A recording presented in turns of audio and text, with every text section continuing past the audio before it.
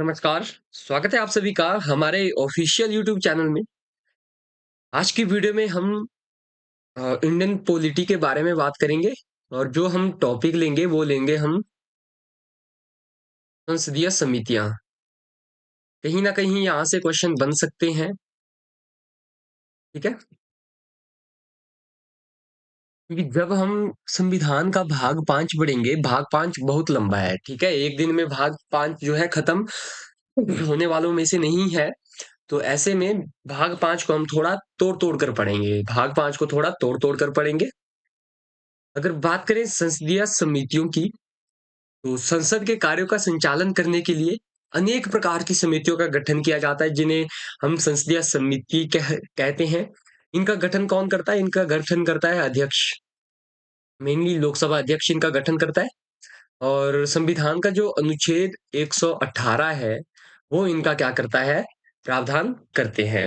ये समितियाँ हैं, ये संसद के एक छोटे सदन के रूप में भी काम करती हैं। क्वेश्चन आ सकता है कि संसद का छोटा सदन किसे कहा जाता है? तो संसदीय समितियों को संसद का छोटा सदन कहा जाता है।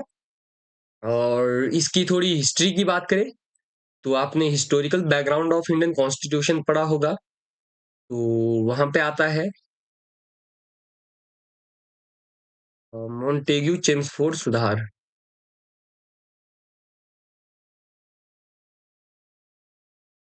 मोंटेग्यू चेम्सफोर्ड सुधार 1919 में हुआ था। के आधार पर 1921 में जो है समिति प्रणाली प्रारंभ हुई थी प्राचीन भारत में, ठीक है?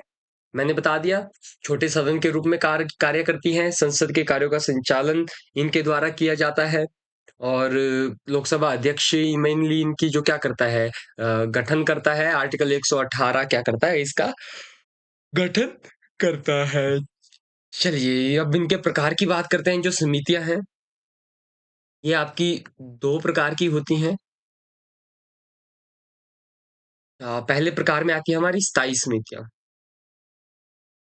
स्थायी समितियाँ इंग्लिश में कहते हैं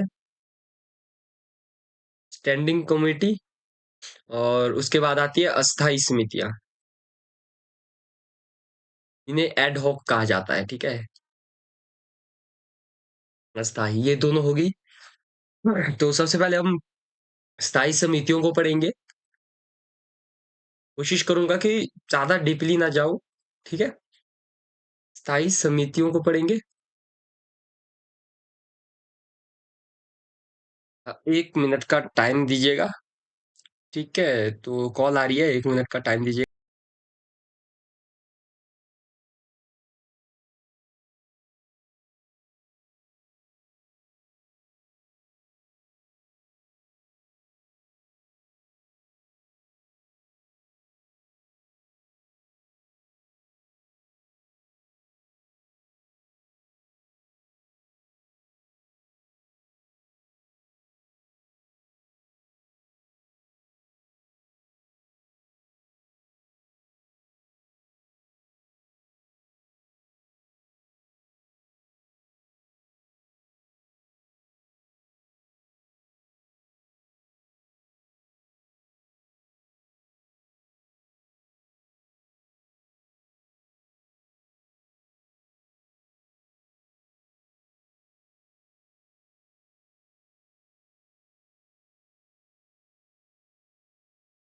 माफ़ी चाहूँगा, एक ज़रूरी कॉल थी, ठीक है?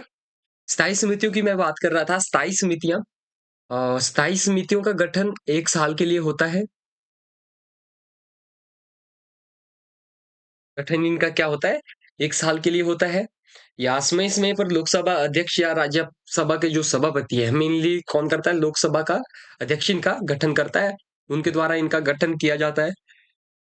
लोकसभा एलएस का मतलब लोकसभा समझिए प्लस राज्यसभा को मिलाकर संसद में कुल 45 समितियाँ हैं। 45 की 45 हमें नहीं पढ़नी है, ठीक है? अब 45 समितियों में से जो आपकी 24 हैं, वो संयुक्त है। मतलब 24 ऐसी समितियाँ हैं, जिनमें लोकसभा और राज्यसभा दोनों के सदस्य शामिल हैं। बाकी 24 जो 9 हैं, वो राज्यसभा की स्थायी समितियाँ हैं, बाकी कितनी बची आगे? 12 बची ना? और जो 12 हैं वो लोकसभा की समितियाँ हैं। 24 संयुक्त है, 9 राज्यसभा की हैं, 12 लोकसभा की समितियाँ हैं। अगर स्थायी समितियों के प्रकार की बात करें, तो ये 6 प्रकार की होती हैं। समितियाँ हमने पढ़ी 2 प्रकार की, स्थायी और अस्थायी, फिर हम आए स्थायी समिति के ऊपर। स्थायी समिति होती है 6 प्रकार की, जिनमें से जो पहली समिति होती है दोस्त, वो होती है आपकी वित्तीय समिति।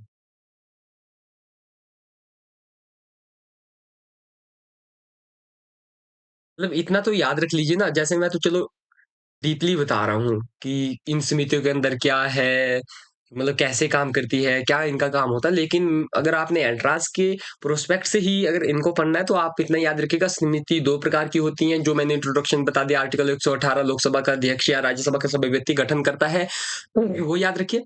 फिर 2 प्रकार की होती हैं, स्थायी और अस्थायी। उसके बाद आप याद रख लीजिएगा, स्थायी 6 प्रकार की होती है, कौन-कौन सी? वित्तीय समिति, फिर इनके मतलब नाम याद कर लीजिएगा, फिर अस्थायी समितियों के नाम याद कर लीजिएगा, ठीक है? इतना ही याद कर लीजिएगा, डीपली मत जाइएगा अगर आपको नहीं जानना है तो।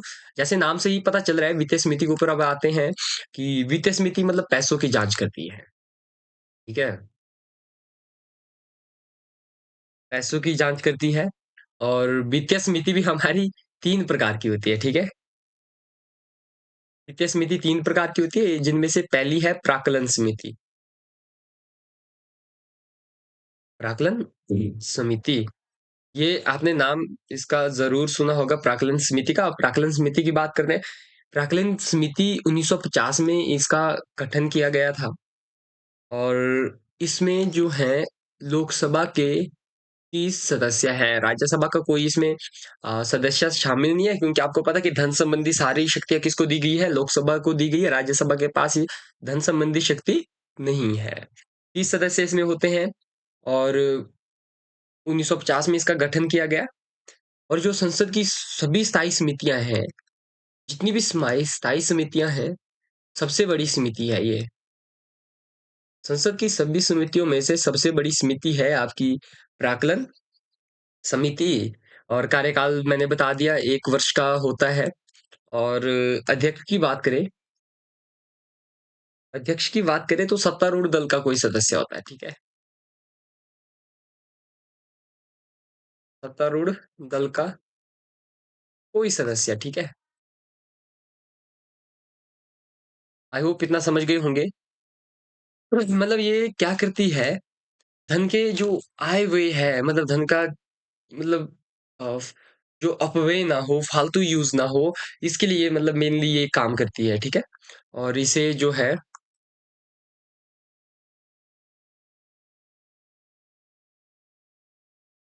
यार मितव्ययिता लिखने में थोड़ी बड़ी प्रॉब्लम हो रही है यार, थोड़ी भी नहीं। व्यययिता स्थायी मितव्ययिता समिति के नाम से भी जाना जाता है। आज तो राइटिंग खराब है, चलो कोई इश्यू नहीं है यार, यू विल मैनेज, ठीक है? पहली हमने पढ़ी प्राक्कलन समिति और दूसरी अब हम बात करेंगे लोक लेखा समिति।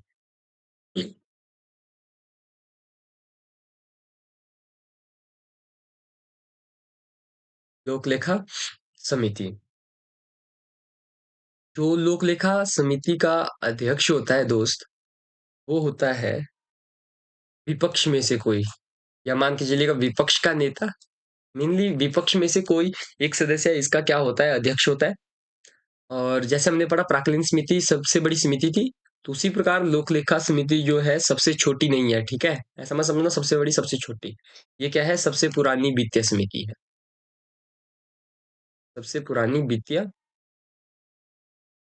समिति है और सबसे पुरानी वित्तीय समिति है, मतलब ये बड़े पहले से काम कर रही है, 1950 से पहले से काम कर रही है। तो 1921 से क्या कर रही है ये समिति, कार्य कर रही है। और 1921 में भारत में क्या हुआ था, पहली बार विधानसभा का गठन हुआ था।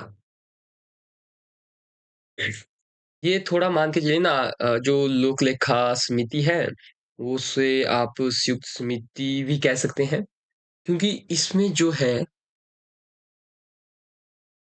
22 सदस्य होते हैं। 22 सदस्यों को डिवाइड कीजिएगा आप 15 और 7 में, 15 जो होते हैं लोकसभा के होते हैं और जो बचे 7 वो आपके राज्यसभा के होते हैं। अ, इसमें मैक्सिमम मेंबर आप देख रहे हो बहुमत से ज़्यादा किसके सदस्य हैं? लोकसभा के हैं, इसलिए इसे लोकसभा की समिति भी कहते हैं। लोकसभा की समिति भी कहते हैं। अगर बात करें रिपोर्ट की, कि लोक लेखा समिति अपनी रिपोर्ट किसे देगी, ठीक है?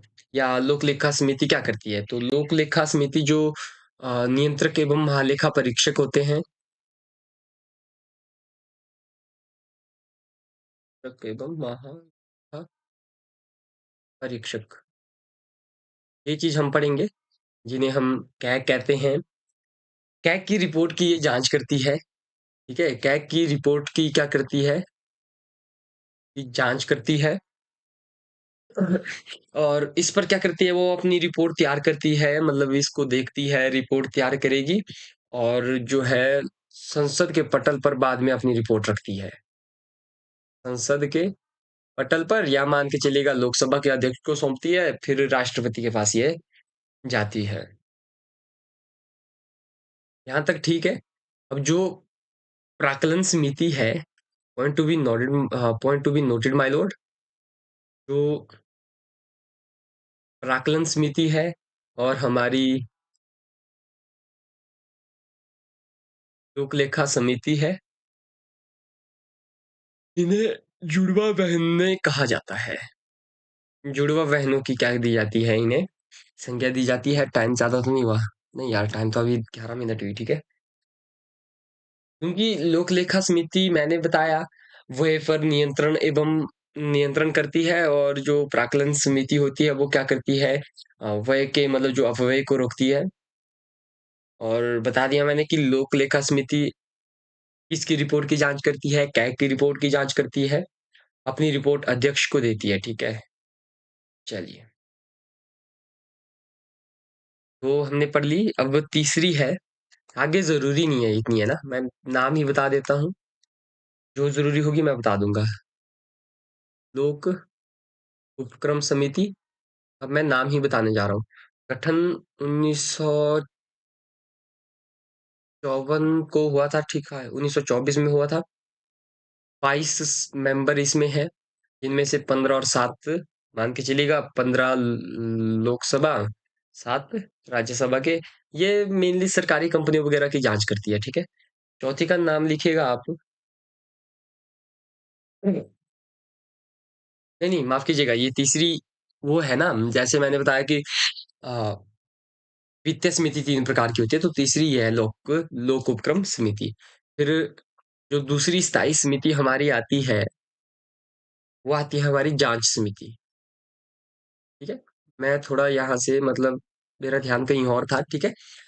मैंने बताया ना कि वित्तीय समिति जो है, वित्तीय नहीं, स्थायी समितियाँ 3 प्रकार की 6 प्रकार की होती हैं। पहली मैंने बताया वित्तीय समिति। वित्तीय समिति का मैंने बताया कि इसमें कितनी समितियाँ आती हैं, 3 समितियाँ आती हैं। पहली प्राक्कलन समिति होगी, दूसरी लोक लेखा समिति होगी, तीसरी लोक उपक्रम समिति होगी। फिर दूसरी जो स्थायी समिति है वो है जाँच समिति। और जाँच समिति का नाम ही आप याद रख लीजिएगा, ज़्यादा ज़रूरी नहीं है इसमें। जैसे कि जो लोगों के द्वारा जो आवेदन होते हैं या सांसदों के विशेषाधिकार से जुड़े कुछ मुद्दे होते हैं, सवाल होते हैं, उनके ऊपर ये जाँच विचार करती है। दूसरी होगी, तो ये भी 3 प्रकार की होती है। आप याद रखने वैसे तो है नहीं, पर चलिए मैं बता ही देता हूँ, जब बता ही रहे हैं तो। 3 प्रकार में पहली आती है याचिका समिति, ठीक है? और दूसरी आएगी आपकी विशेषाधिकार,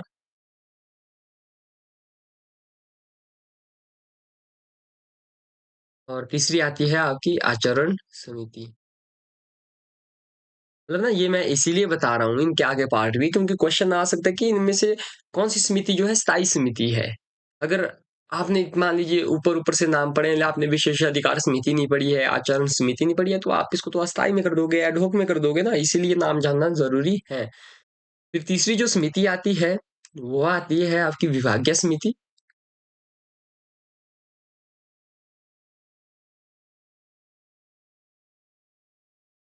आगे इनके बारे में मत पढ़ना, ठीक है?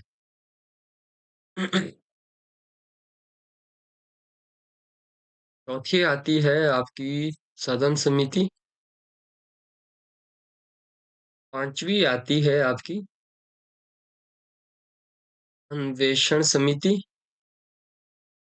और इसे कहा जाता है छानबीन समिति भी। क्या कहा जाता है? छानबीन समिति भी इसे कहा जाता है। ये क्वेश्चन आ सकता है ना कि छानबीन समिति किसे कहा जाता है, इसलिए मैंने बता दिया। फिर जो छठी आती है, 6 प्रकार की होती हैं स्थायी समितियाँ, वो आती है आपकी सेवा समिति। वेतन भत्ते वगैरह इसमें आते हैं सेवा समिति में, इसके सांसदों के। ये हमारी स्थायी समितियाँ समाप्त हो जाती हैं। तो स्थायी समितियों के बाद अब बारी आती है, वो आती है तदर्थ समितियों की। तदर्थ मतलब एडहॉक या अस्थायी समितियाँ।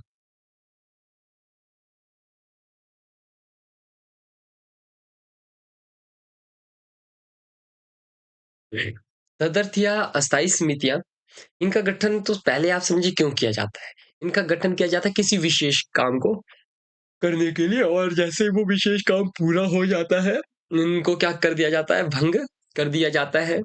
और ये भी आपकी 2 प्रकार की होती है। पहली प्रवर या संयुक्त प्रवर,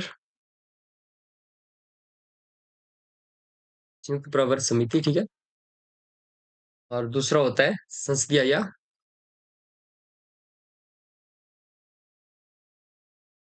संयुक्त संसदीय।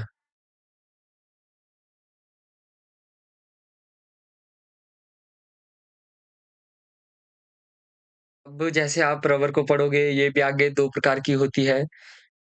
मतलब ये ऐसा होता है ना कि लोकसभा के लिए अलग और राज्यसभा के लिए अलग हो सकती है। तो 3 महीने में इन्हें अपनी रिपोर्ट देनी पड़ती है, इतना आगे आप मत पढ़िएगा। जो संसदीय या संयुक्त समिति होती है, घोटाले वगैरह की ये जाँच करने के लिए इनका गठन किया जाता है। जैसे ही वो उसकी जाँच हो जाती है, खत्म हो जाती है, मतलब इन्हें भंग कर दिया जाता है। आई होप आप समझ गए होंगे। तो मैंने बता दिया कि आपको क्या-क्या चीज़ें इसमें याद रखनी है। बाकी आई होप वीडियो अच्छी लगी होगी। तो चलिए ठीक है, मिलते हैं आपके साथ अगली वीडियो में इसी के साथ। ठीक है, धन्यवाद।